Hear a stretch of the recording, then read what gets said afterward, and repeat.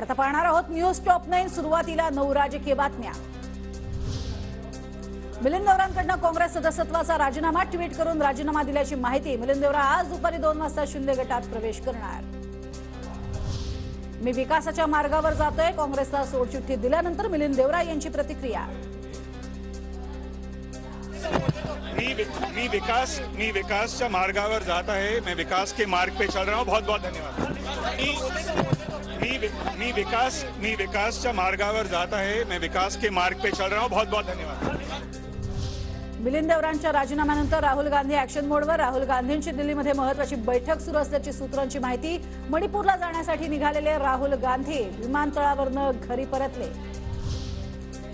अनेकांचा मुख्यमंत्री शिंदेंच्या उपस्थितीत प्रवेश सुरू। भाजपमध्येही मोठं इन्कमिंग होईल। मिलिंद देवरांच्या राजीनाम्यानंतर बावनकुळेंचा दावा। काही वाद नाही आहे। अनेक पक्षाचे अनेक लोक एकनाथजीकडे मोठ्या प्रमाणावर पक्षप्रवेशाकरता रांग लावून आहेत। भाजपकडे मोठ्या प्रमाणावर पक्षप्रवेश होणार आहेत। पक्षप्रवेश काही आवश्यक नाही आहे की लोकसभा आणि विधानसभेचा असला पाहिजे। मिलिंद देवरांनी आपल्या निर्णयाचा फेरविचार करावा। देवरांसोबत सातत्याने संवाद साधण्याचा प्रयत्न केला। काँग्रेस परिवार एकत्र राहावा हाच आम्ही प्रयत्न केला। देवरांच्या राजीनाम्यावर वर्षा गायकवाड यांची प्रतिक्रिया। आपण जो घेतलेला निर्णय आहे त्याचा आपण फेरविचार करावा हे तर मी म्हणेनच, पण त्याचबरोबर आपल्याशी आम्ही सातत्याने त्या ठिकाणी बोलण्याचा प्रयत्न केलाय, आपल्याशी संवाद करण्याचा प्रयत्न केलाय आणि प्रभारी असतील किंवा मी असेल, आमचा हाच प्रयत्न राहिला की काँग्रेस परिवार एकत्र राहायला पाहिजे। तर दक्षिण मुंबईची जागा ठाकरे गट लढणार। सर्व खोक्यांचं राजकारण, सत्तेसाठी इकडे तिकडे जातात संजय राऊतांचा मिलिंद देवरांवर निशाणा। सत्ता की राजनीति है, खोखे की राजनीति और कुछ नहीं। वो सावंत जी की सीट सावंत जी के पास रहेगी, शिवसेना के पास रहेगी। हम उसका ऊपर कोई कॉम्प्रोमाइज नहीं हो सकता।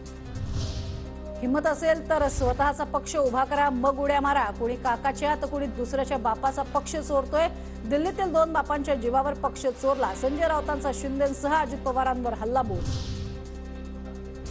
केंद्रीय मंत्री नारायण राणेंपाठोपाठ माजी खासदार निलेश राणेंचा रत्नागिरी सिंधुदुर्ग लोकसभा मतदारसंघावर दावा। मागायचा अधिकार आम्ही गमावलेला नाही, मिळवलेला आहे, निलेश राणेंचं वक्तव्य। मी लोकसभेसंदर्भात काही निश्चित केलं नाही। नारायण राणे यांचं लोकसभा उमेदवारीवर भाष्य। कोणत्या मतदारसंघातून लढणार यावर उत्तर देण्यास राणेंची टाळाटाळ। जे आहे पुढची निवडणूक तुम्ही कुठल्या मतदारसंघातून लढवाल? मी अजून काही ठरवलं नाही, लढवावी लढू नये याच्याबद्दल काय विचार केला नाही। मी काय माझ्या पत्रकारांना विचारतोय मी कुठून लढू आणि त्यांचं सजेशन येईल तसं लढू।